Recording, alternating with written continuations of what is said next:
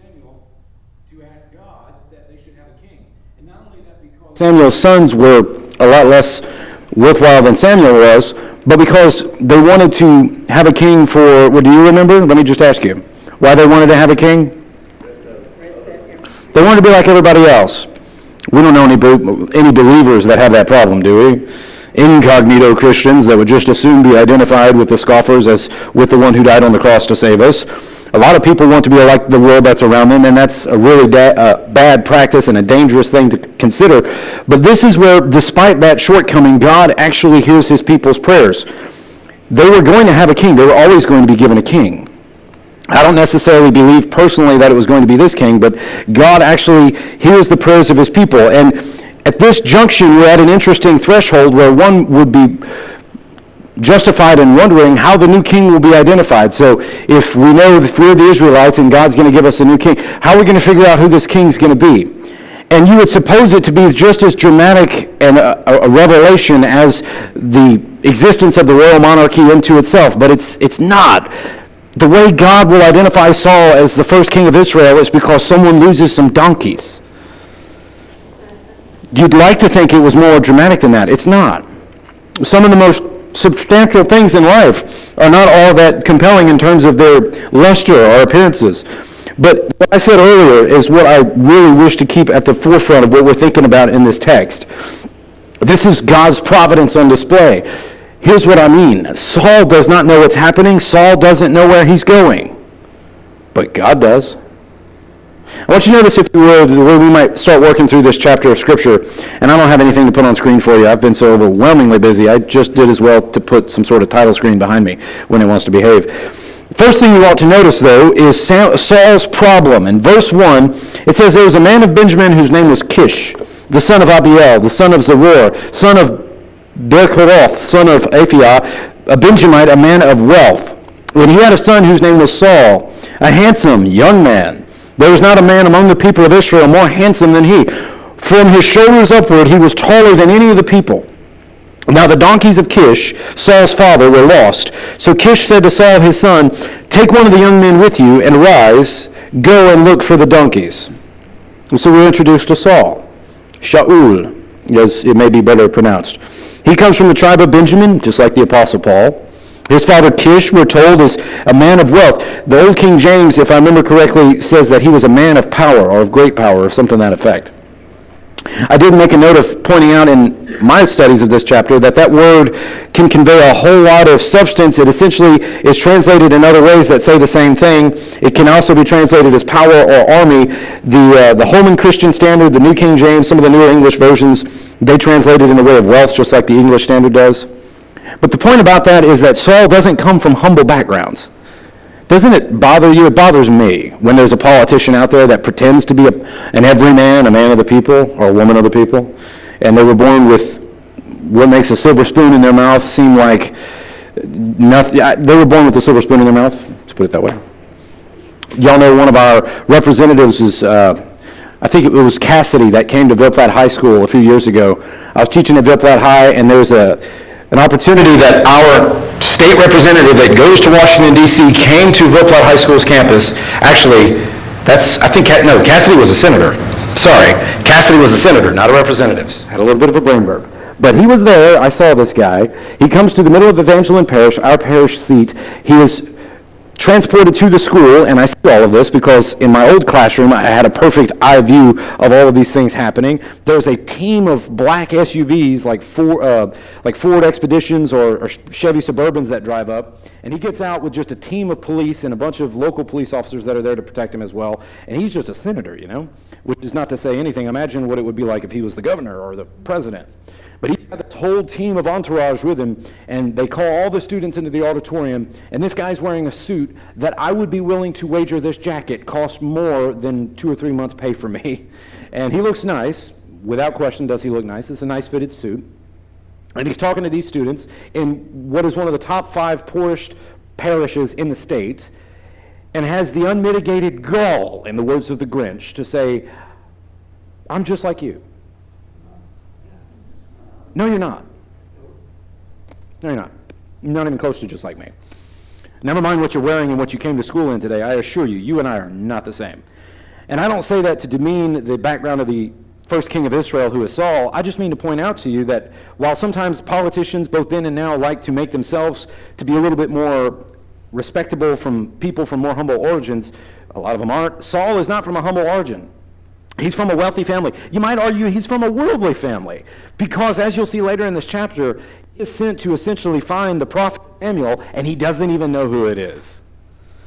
We can't necessarily prove that that would mean that they were as dejected or disinterested from religious life in Israel as it may seem, but that ought to count for something. With the prophet Samuel being so ubiquitously and universally well known and beloved in ancient Israel, Saul had no idea who he was. At least not when he met him. Maybe he'd heard of him, didn't know what he looked like. Which is even more interesting when you recognize on a map, were you to look at this, Saul's hometown was less than 5 miles away from Samuel's. Gibeah to Ramah, if I'm not mistaken. But I digress. This is the new king of Israel, the first king of Israel, and his problem, though, is not necessarily that he's from a wealthy background.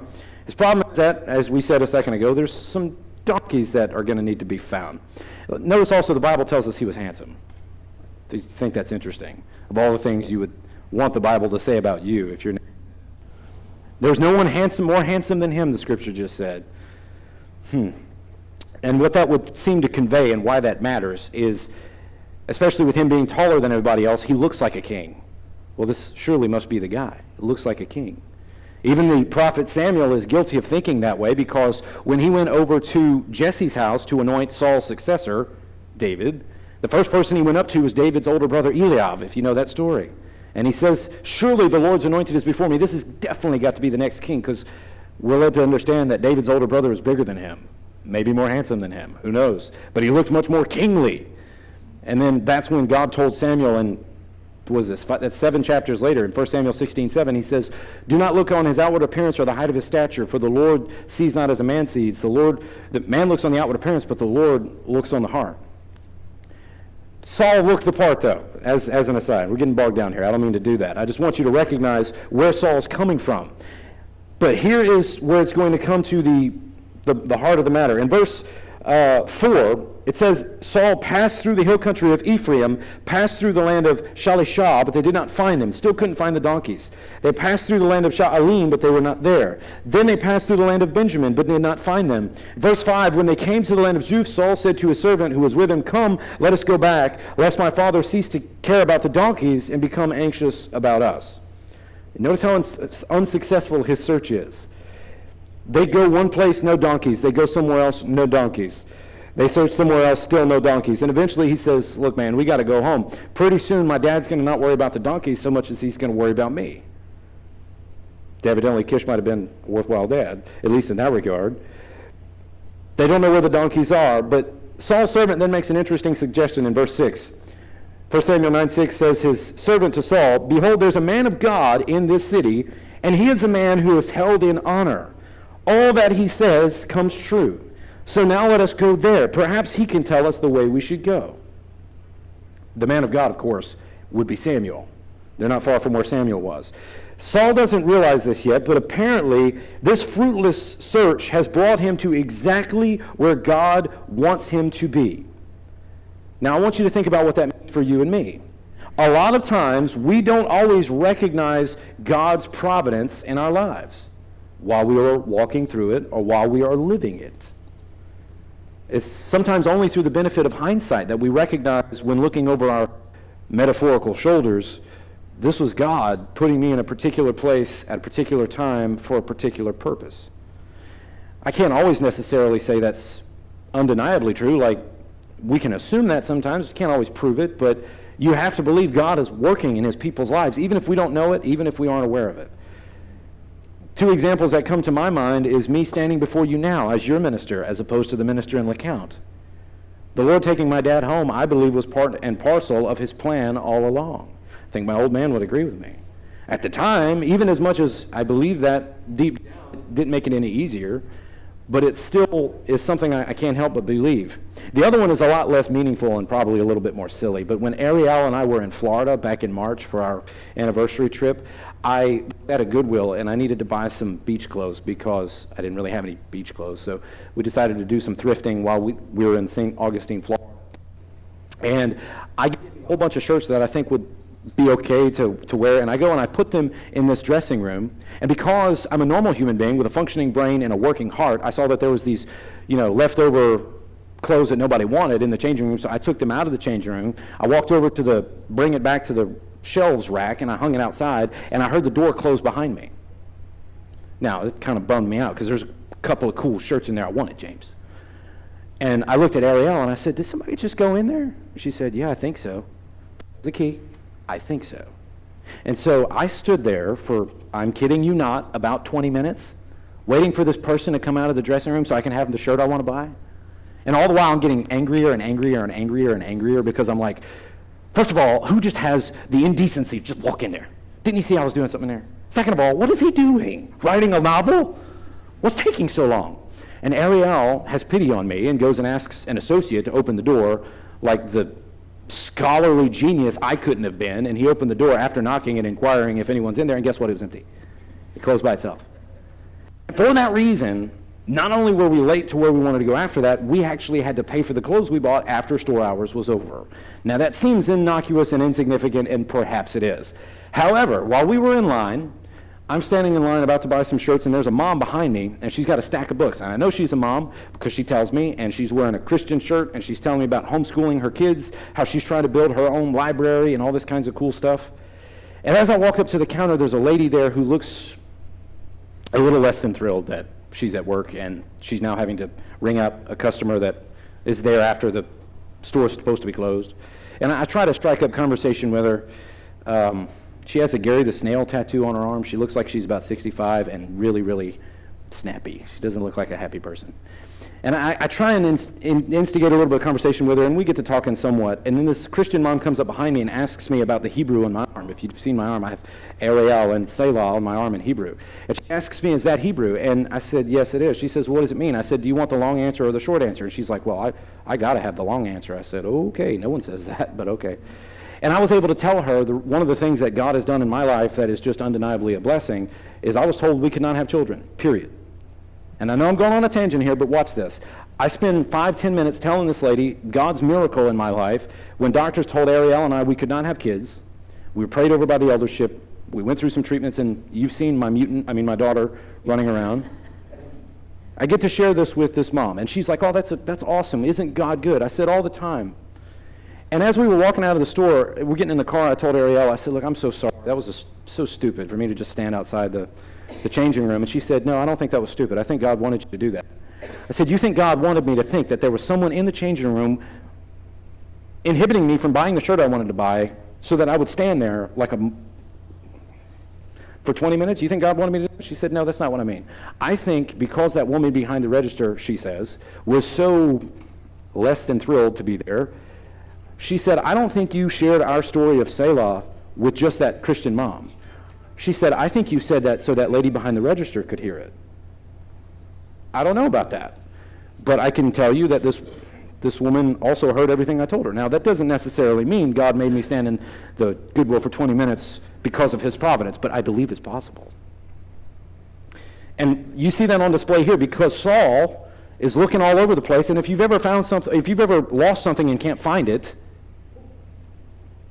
and he's not looking for car keys or a wallet, you would think this would be an easy thing to search out, wouldn't you? This is a donkey. How hard can it be? And how far are they going to get? But apparently, so much so that they escaped Saul's knowledge. When you look at all of the summation of Scripture, this is something that happens all the time. I don't know if Joseph could really see God's providence while he was sitting in an Egyptian prison. I don't know if Moses' mother could see everything God would accomplish when she was sending her baby boy off into a basket down the Nile River.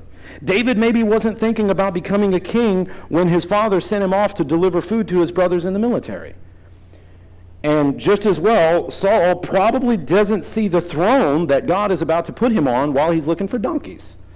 So Saul's problem is not actually apart from the will of God. It is the will of God.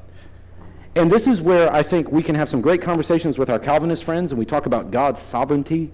Has God decreed everything? Or is God more or less aware of what everything's going to pan out to be, even if he himself hasn't orchestrated it? Or is there some sort of combination of those things? It's a hard question to consider for a pea-brained human being like me. But I can tell you that of all the infinite choices and potential realities that had to take place for this to take place, I don't see it as anything less than providence. So we talk about Saul's problem. When I say God's providence, I want you to see how this pans out. It could not have been it could not have happened any better. I want you to notice in verse 11. We'll get back to God's providence after this. It says, Saul and his servants approached the city. Notice all these details fall in place. Verse 11. As they went up to the hill to the city, they met young women coming out to draw water and said to them, "Is the seer here?" They're looking for Samuel. They answered, "He is. Behold, he's just ahead of you. Hurry. He has come just now to the city, because the people have a sacrifice today on the high place. As soon as you enter the city, you will find him before he goes up to the high place to eat. For the people will not eat till he comes, since he must bless the sacrifice.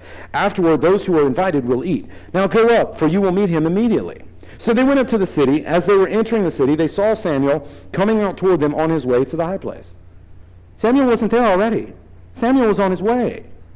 They just happened to intersect at the same time. That wasn't an accident. That was the providence of God. And the reason I say it's this great conversation to have whether people believed in this sovereign, overwhelming, unilateral decree, or if man has free will. Calvinists don't believe we have free will. It's the reason I say this. I'm not saying you need to pick a side of that issue right now. I think you need to take either of them as what they are and just recognize all the things that have taken place in this story, all the dominoes that have cascading down in order for this to happen the way it happened. So that Kish had to have donkeys. He had to lose his donkeys. He had to send Saul to go find the donkeys. Saul could not have found them in the first three places he looked. He instead has this one particular servant that just so happened to be with him, and this servant just so happened to say, "Hey, why don't we go ask Samuel? I've heard a lot of good things about Samuel." And just so happened that Samuel was coming to that same place at the same time. Y'all, this is not anything unusual with God. My wife's grandfather, who had just passed, he is one of the most faithful people I've ever met, and one of the things he would do, he was Catholic, but one of the things he would do, every Saturday he would go to this chapel and pray for an hour. Every single Saturday without fail. It was very inspiring to me. And not just because he did it every week, but because he did it every week at 4 o'clock in the morning. And one particular Saturday, out of all the 82 years God gave him, he was late. And he couldn't find his keys, which is really remarkable for a farmer like my wife's grandfather. Couldn't find his keys. He eventually found them, and he had made his way towards the chapel a little bit later in the morning, and as he was on his way, he noticed there was a car wreck on the road. Does that mean God had spared him from a car wreck? I can't say that for sure, but it's possible. And I think when you have that kind of enchanted and spirited and appreciated view of the providence of God, it makes being a Christian not only so much more capable, to me it's empowering, it's inspiring, but it makes everything so much more interesting too. The young lady that we were able to baptize at Junior High Week this week, she's from Florida. She just so happened to be in DeRidder. She just so happened to be the lifeguard that when Dwayne or whoever called the DeRidder pools to ask if we could hire out and, outsource one of their lifeguards, she just so happened to be the one that answered the call. Little to her or our knowledge, she would be baptized at Junior High Week. From Florida, what are the odds? I just can't help but see this is not a coincidence. And if you don't believe it just on that fact alone, or on those things alone, all those little details working together, if you might have only seen this up to verses 1 to 14, you might say, well, Jacob, that sounds like a lot of coincidences. And sure, could have been a coincidence that I got stuck in a Goodwill for 20 minutes unnecessarily. Could have been. Maybe it was. I don't know. But you got to read the rest of the story. In verse 15, it says, the day before Saul came, the Lord had revealed to Samuel, tomorrow, about this time, I will send you a man from the land of Benjamin, and you shall anoint him to be prince over my people Israel. He shall save my people from the hand of the Philistines, for I have seen my people because their cry has come to me. Underline those words. I will send. This was no accident that Kish lost donkeys and that Saul could not find them. This was part and parcel of the plan of the providence of God. God sent Saul here. I will send to you a man. That is providence. Kish sent Saul to find some lost donkeys. God sent Saul to find Samuel. Saul has been making decisions all throughout this chapter. His servant has made a couple of decisions. No one is being drug around like a puppet, but besides that, standing above the entire story is the providence of Almighty God. God knows exactly where Saul is. He knows exactly where Samuel is, where they were going to be. And again, verse 17 is amazing because, verse 15 and 16, God tells Samuel the day before, around this time tomorrow, you're going to meet the new king. In verse 17, when Samuel saw Saul, the Lord told him, here's the man of whom I spoke to you. He it is who shall restrain my people. He's king. I need you to anoint him, Sam. Everybody in this chapter is operating with incomplete information except for God. Samuel wasn't told necessarily some sort of dossier or physical description. God just says, around this time, I'll tell you who it is. Saul's looking for donkeys. I wonder how many times in your life or mine we think we're doing something insignificant. We're going to the grocery store. We're going to school. We're going to work. We think we're doing something insignificant, and in the process, God is doing something very purposeful. Maybe it's not amazing, but maybe it's purposeful. I don't know. And I can't help but think that happens more than we probably will ever know. I think that's far above our pay grade. Because God sees what we cannot see. There's moments in our lives when we simply don't know what God is doing, why he's doing it, when he's doing it. We don't know why something didn't work. We don't know why our plans had to change. We don't know why we ended up somewhere we never intended to be. You do recognize Job was never told that it was Satan doing all the things to Job, right? He was never told that. At least I don't think he was. He was able to be restored in the end of the book of Job, but through all the events of the sufferings that he endured when his wife and his friends were telling him to curse God and he's whatever. It was orchestrated by the devil, but Job was never told otherwise. And he remained faithful. Because we don't always know. And this is why Proverbs 16:9 says, the heart of a man plans his way, but the Lord establishes his steps. That's exactly what Saul was experiencing. He's planning his way. God was establishing his steps. And notice something else that you ought not to gloss past. In verse 17, it is not verse 17. It is verse, I got to find my place here. In verse 16, God says about Saul, he will save my people from the Philistines. I've seen my people, their cry has come to me. Even though in the last chapter, God told Samuel, Sam, don't be too bothered. They're not rejecting you, they're rejecting me. Even though they were being quintessentially rebellious, God still loves his people. And he says, I hear their cry. I hear their prayers. Even if it's not necessarily what he intended to be the permanent king, and I say that very obviously because in Genesis 49, we know the kingly tribe was going to be Judah. David is of the tribe of Judah, so is Jesus. Saul is not, which is pretty obvious then to know that, and I hate to spoil this for you, but Saul is not going to have a long dynasty. He's going to be succeeded by David.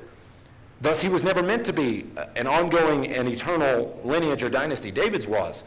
And maybe in God's perfect and not permissive will, maybe God was waiting for David to come of age and David to succeed Samuel as the first king of Israel. But we all know we don't live in a perfect or an ideal world. We live in a very fallen and a very sinful world. And through the lens of God's permissive will, his people tell Samuel, we want a king. And God says, okay, I'll give him a king. After warning them exclusively in the last chapter, as we saw 3 weeks ago. But God still sees them. He still hears them. He's still acting to deliver them from their enemies. Notice he says Saul will deliver or save his people from the Philistines. That really encourages me because I don't know about you, but there's a lot of times I feel like my prayers and my relationship with God is going to be strained and hindered because of how sinful I am, or because of the choices I've made, or the choices I will make. But I am very much encouraged by this text revealing that the goodness of God and the faithfulness of God is not dependent upon my goodness or faithfulness. Even though the Israelites were wrong in rebelling against God's status as their leader, then asking for a king, he gave them a king anyway. And here's what we see as God's purpose, just to finish this chapter out. In verse 19, this is where they're skipping down a little bit, when they meet. 1 Samuel 9:19, Samuel answered Saul, I am the seer. Go up before me to the high place, for today you shall eat with me, and in the morning I will let you go, and I will tell you all that is on your mind. As for your donkeys that were lost 3 days ago, do not set your mind on them, for they have been found. And for whom is all that is desirable in Israel? Is it not for you and for all your father's house? Saul answered, am I not a Benjamite from the least of the tribe of Israel? And is not my clan the humblest of all clans of tribe of Benjamin. Why then have you spoken to me in this way? So stopping there, recognize Saul, though from a pretty affluent background, in contrast to what he will become later, is impressively humble right here. Samuel says, you're going to come eat with me. I got something important to tell you. And Saul says, me or... You know I'm from Benjamin, right? Do y'all remember Jacob's baby son, the youngest of all the sons? I'll give you one guess. It's Benjamin, the one of two sons that Jacob had with his truly beloved bride, Rachel, the other being Joseph. Benjamin is the youngest son, by Saul's admonition here, maybe in his mind the smallest tribe, and he doesn't even stop at tribe. He's like, not only am I from the smallest and most insignificant tribe, supposedly, he says, my clan is the smallest one in the tribe. I think you got the wrong guy. You got to appreciate Saul's humility here. And he finally meets Samuel, and it has to be extremely bewildering to him because he goes and asks Samuel, again, he's looking for donkeys still, and he goes to Samuel and he says, hey, where's the seer? And Samuel basically says the Old Testament equivalent of, you're looking at him. It's me. That's always got a funny interchange. Aunt Sheila got me a shirt when I was ministering in LeCount, and it said pastor at the top, and it said Jacob Roberts at the bottom. Jacob D. Roberts, actually. I still have this t-shirt. Some of you have seen it. And we were doing a church event one time, and there was a woman that walked up to me and asked me if I was Jacob Roberts. No, I just stole his shirt. Yeah, that's me. Samuel wasn't wearing a name on his shirt, so maybe it's something we can easily forgive. But I think it's an interesting thing. He goes to Samuel and he says, hey, do you know where Samuel is? Do you know where the seer is? And he says, it's me. In verse 19, Samuel answered, I am the seer.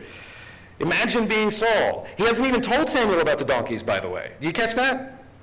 Did you catch that? He didn't say, hey, I'm looking for the seer because I can't find donkeys. He didn't say that. He said, I'm looking for the seer. And Samuel says, that's me. Oh, by the way, I know you're looking for donkeys. They've been found. That ought to have been pretty breathtaking, if for nothing else. And then he goes on to say this. Samuel says something much bigger. He says, for whom is all that is desirable in Israel? Is it not for you and for all your father's house? Who is more desirable than you? You're the guy.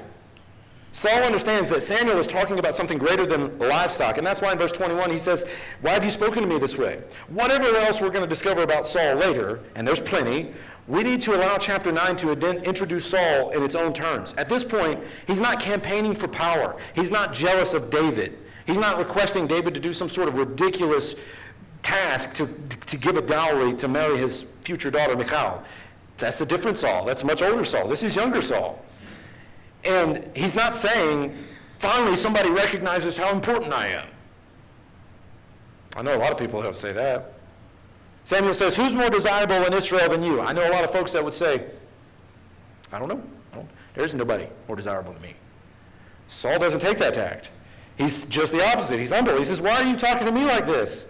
And then Samuel takes Saul to the feast. In verse 22, Samuel took Saul and his young man and brought them into the hall and gave them a place at the head of those who had been invited, who were about 30 persons. And Samuel said to the cook, bring the portion I gave you, of which I said to you, put it aside.